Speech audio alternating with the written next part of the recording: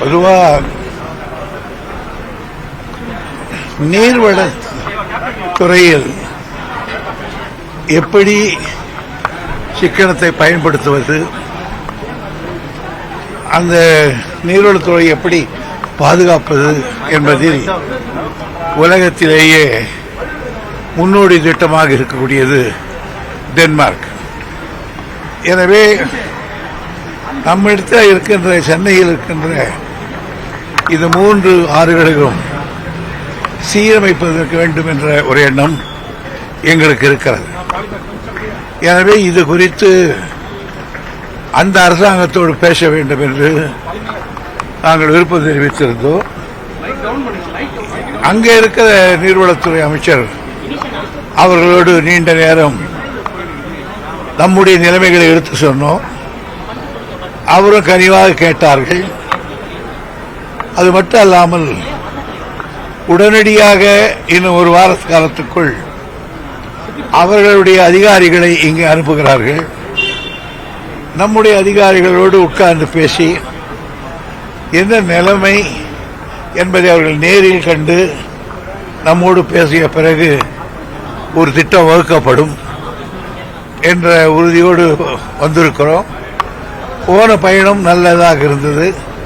சின்னதாக கூட பார்க்கலாம்.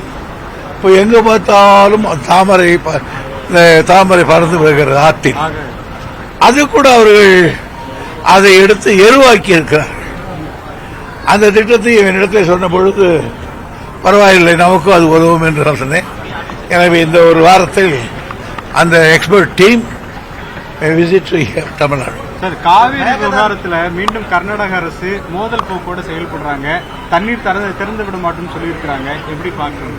அதாவது காவேரியினுடைய நிர்வாகத்தை இப்பொழுது காவேரி வாட்டர் மேனேஜ்மெண்ட் போர்டு என்ற ஒரு அமைப்பிடத்திலே உச்சநீதிமன்றம் ஒப்படைத்திருக்கிறது. எனவே வழக்கு தீர்ந்து இதுதான் முடிவு என்று அறிவிக்கப்பட்டிருக்கிறது. நான் இப்போ வந்து கேட்டேன், வருகிற பொழுது கேட்டேன், அங்கிருந்தும் கேட்டேன். ஆகவே அவர்கள் நிலைமை என்ன, அங்கு நீர்நிலை என்ன என்பதெல்லாம் எனக்கு தெரியாது. இருந்தாலும் நாங்கள் காவேரி கர்நாடகத்தில் போய் பேச முடியாது, பேசுவது கூட சட்டப்படி தப்பு. ஏன்னா முடிஞ்சு போவாங்க. எங்களை கவனிப்பதற்கென்றே உச்சநீதிமன்றத்தால் அமைக்கப்பட்டிருக்கிறது. எனவே நாளை காலையில் நான் முதலமைச்சரை சந்தித்த பிறகு நானே டெல்லி சென்று அந்த வாட்டர் மேன் போர்டு சந்திப்பேன். இந்த மேகதாது விவகாரத்தில் அவங்க பின்வாங்க மாட்டேன்னு சொல்றாங்க. முன்னெச்சரிக்கையா நம்ம எதுவும் நீதிமன்றத்துக்கு செல்ல வேண்டிய அவசியம் இருக்கா?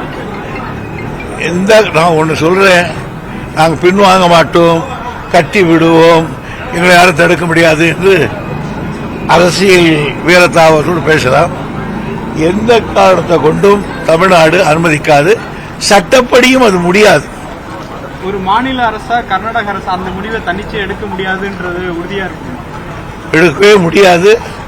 அது அதனால வேணும்னா பேசிக்கிட்டு இருக்கலாம், அவ்வளவுதான். அதை நீங்க சீரியஸா எடுத்துக்கல சார். அப்படி அவங்க சொல்லக்கூடிய ஏன்னா அவங்களுடைய வாக்குறுதியிலும் நமக்கு ஏதோ பெருசா பண்ணுவாங்க போலன்னு நினைக்கிறீங்க. என்னை பொறுத்த வரையில அதெல்லாம் அரசியல் ஸ்டண்ட் தவிர ஒன்றும் பண்ணிட முடியாது, காட்ட முடியாது. இதனால கர்நாடகாவுக்கும் தமிழ்நாடுக்கும் இருக்கக்கூடிய அந்த உறவு பாதிக்கக்கூடிய சூழல் இருக்கா? அது அந்த அமைச்சர்களுக்கு இருக்க வேண்டும். காரணம், நாம 2 பேரும் அண்டை மாநிலங்கள். ஏராளமான தமிழர்கள் கர்நாடகத்தில் வசிக்கிறார்கள். ஏராளமான பேர்கள் தமிழகத்தில் நல்ல நிலையில் இருக்கிறார்கள்.